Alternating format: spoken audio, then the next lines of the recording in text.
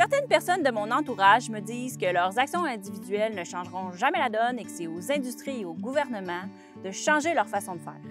Je pense que c'est en partie vrai que certaines mesures devraient être imposées par les instances, mais je pense aussi que cette pensée-là, elle est limitante. D'après moi, le changement peut être individuel pour ensuite devenir collectif.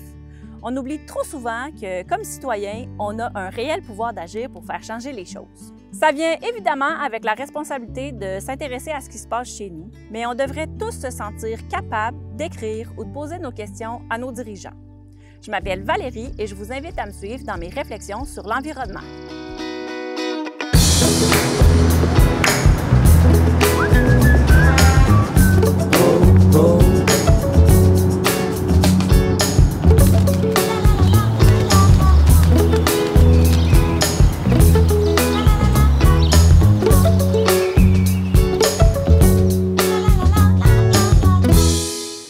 Allô, allô! Aujourd'hui, on s'en va chercher les gens pour parler d'un sujet vraiment important qui me tient à cœur, c'est-à-dire le pouvoir citoyen.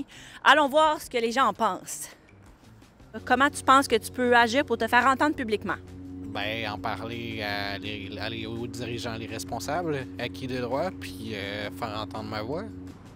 M'abstenir de certaines choses et faire des choix au quotidien qui font que j'encourage les choses. Rappeler à nos élus qu'est-ce qu'on s'attend d'eux. Aller au conseil municipal, puis quitte à faire des pétitions, des choses comme ça pour nous faire entendre puis nous faire comprendre qu'est-ce qu'on a besoin comme au niveau de l'environnement. Ça, c'est important aussi. Merci! Bye-bye!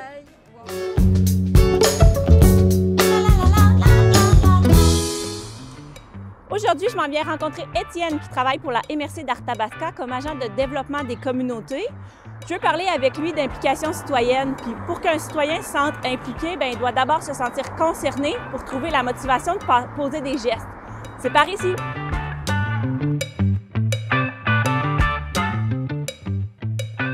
Je voulais parler avec toi de mobilisation citoyenne. Comment ça va sur notre territoire côté mobilisation citoyenne?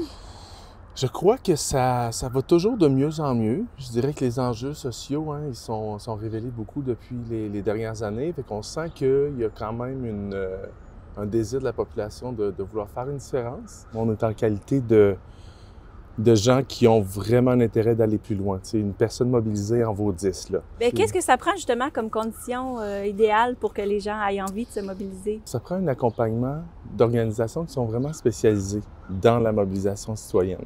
Parce que dans nos postes, on a beaucoup de désirs que la population embarque dans les projets, mais toujours est-il qu'il faut vraiment être capable de cibler réellement le besoin chez les concitoyens et concitoyennes, s'assurer que ces besoins-là, on les transpose dans des projets réels, qui auront envie de participer. Mais encore plus, ces organismes-là doivent nous outiller pour essayer de trouver vraiment la motivation parfaite chez les gens qui voudraient s'impliquer, qui ne le savent pas, peut-être pas d'emblée, qui auraient envie ou qui auraient du temps de le faire. Oui, puis justement, les gens qui aimeraient ça prendre la parole publiquement, est-ce qu'il y a des places ou des façons de faire? Nous, on organise des consultations citoyennes, on va dire ça comme ça. Donc, ça donne l'occasion aux concitoyens, concitoyennes de venir donner leur opinion. Donc, c'est une situation favorable pour le faire. Ça ne veut pas dire qu'on aura une grande mobilisation, mais si on en veut une bonne, il faut être capable de bien promouvoir l'événement. Il faut vraiment que les arguments soient clairs, nets et précis, mais on parle plus de messages clés, courts, puis qui viennent toucher une fibre qui dit « Ah non, faut que j'y aille. J'ai pas le choix d'y aller parce que c'est là que je vais pouvoir faire entendre ma voix. » Puis, il faut savoir vraiment que ce qui est dit durant ces consultations-là, ou même par des sondages, c'est vraiment considéré. C'est des outils de travail qui sont extrêmement importants pour nous. Donc, la validité ou la crédibilité de ces occasions-là, on doit aussi être capable de démontrer qu'elles ont vraiment une valeur. Comme ça, les gens vont être portés davantage à y être ou à y répondre. J'aimerais ça que tu me parles de les citoyens. Dans le fond, il faut que ça vienne les toucher personnellement pour se mobiliser, pour trouver la motivation. Est-ce que c'est ça l'élément clé? Oui, c'est souvent, on utilise l'expression mobilisation citoyenne, comme si c'était un concept qui était large, qui est de groupe. Oui, je peux dire que pour certaines situations, oui, il y a un effet de groupe, absolument. Mais pour des projets qui sont plus d'ordre environnemental, au système alimentaire durable, de faire un peu un autre petit pas de plus vers de meilleures actions citoyennes pour la protection de l'environnement, bien, c'est un petit peu plus difficile à aller toucher la fibre. Donc, c'est là où la mobilisation est plus individuelle. Souvent, je vous donne un exemple. On a un comité de gouvernance pour le système alimentaire durable. On a fait des appels personnalisés, là. On a fait un argumentaire pour chacune des personnes en fonction de leur poste et de ce qu'on peut aller chercher comme éléments qui pourraient les mobiliser. Et on a réussi à avoir 23 secteurs représentés pour le système alimentaire durable. C'est pas seulement des fois des publicités, mais c'est vraiment prendre le téléphone, puis solliciter, puis d'expliquer pourquoi. Le lien humain a quand même un rôle à jouer. Absolument. Puis du face-à-face, c'est encore mieux, certainement. Merci beaucoup pour toutes ces clés de compréhension. Bien, écoute, ça me fait plaisir. Bonne chance dans ta démarche. Merci.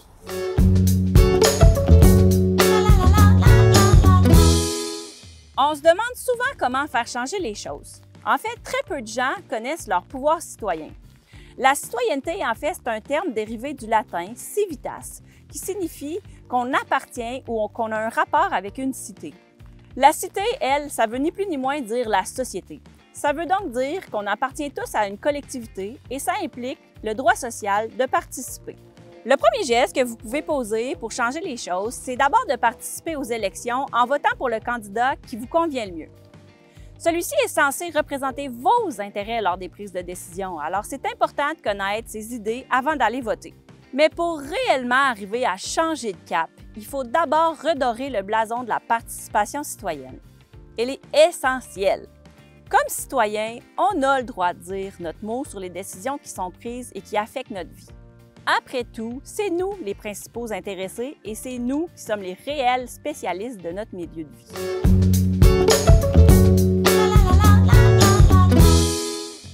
J'ai la chance de rencontrer une professeure qui enseigne au Cégep de Victoriaville dans le programme Mobilisation et développement des communautés locales. Alors, on va parler ensemble des enjeux de mobilisation citoyenne. J'ai bien hâte de voir ses réponses. Je vais aller voir si elle est connectée. On a un rendez-vous sur Zoom. Je sais que vous êtes enseignante au Cégep de Victoriaville, mais vous portez plusieurs chapeaux. Est-ce que vous voulez vous présenter brièvement?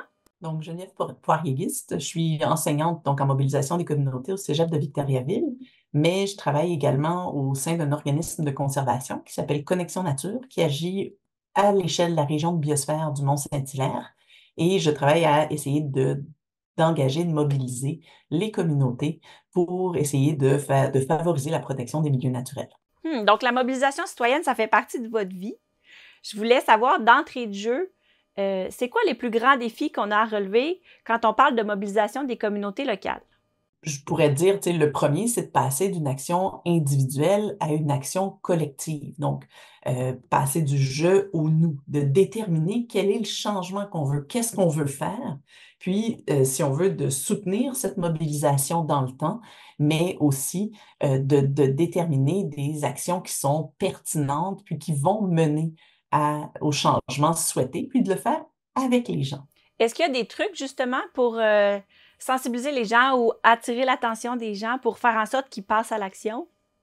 Bien, il y a différentes approches, mais on peut essayer de se centrer sur le pouvoir d'agir, donc de faire en sorte que les gens deviennent des acteurs de leur changement. En ce moment, on parle beaucoup d'éco-anxiété, où on est stressé ou inquiet face à l'avenir, mais il y a moyen de prendre cette anxiété-là, puis de la transformer en action pour qu'on soit vraiment au cœur des solutions. Est-ce qu'il y a des trucs en mobilisation citoyenne qui sont vraiment dédiés ou spécifiques aux années 2020 et notre contexte actuel? On essaie de plus en plus de mettre en place des approches participatives. Il y en a de façon un peu plus formelle. On peut penser au bureau d'audience publique en environnement ou à des offices de consultation publique qui vont mettre en place des démarches formelles dans le cadre de grands projets.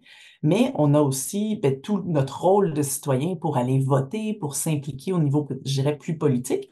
Puis le volet qui est peut-être plus mobilisation ou engagement, où là, soit des organismes ou de la société civile ou des gens se mettent ensemble pour essayer de mettre en place le changement qu'ils souhaitent. J'aime bien dire qu'on est dans une situation complexe, donc il n'y a pas une seule façon de faire.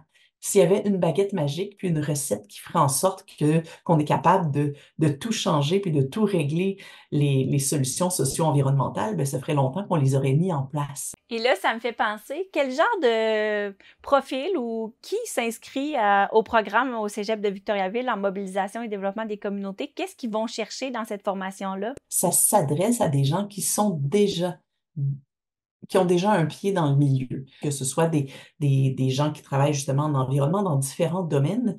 Puis l'objectif, c'est d'aller chercher de nouveaux outils, de nouvelles connaissances, donc des savoirs, des savoir-faire, des savoir-être, pour justement mettre en place ou encadrer des démarches participatives. Je trouve ça super qu'il y ait des gens qui s'engagent dans une formation pour pouvoir avoir plus d'outils, pour pouvoir apporter à leur communauté puis faire ensemble. Je trouve ça fabuleux que ça existe.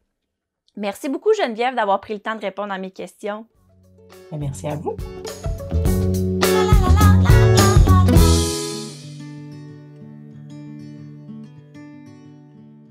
Le pouvoir citoyen, c'est prendre la parole. On y a droit. On a aussi le devoir d'éduquer la génération future. Vous avez le pouvoir de sensibiliser votre entourage. Je tiens absolument à vous parler d'une superbe initiative citoyenne qui a lieu à Plessisville qui se nomme les Éco-défis. C'est des informations thématiques disponibles gratuitement sur le site de la Ville. Une fois par mois, on vous lance un défi avec des gestes concrets que vous pouvez poser comme citoyen pour protéger notre environnement. Je tiens vraiment à féliciter les citoyens qui ont développé ça, c'est vraiment super. Je vous invite à aller voir. Pour ma part, en déménageant dans la région, sur un grand terrain qui me permet de cultiver un grand jardin, je sais que j'ai complètement changé de cap.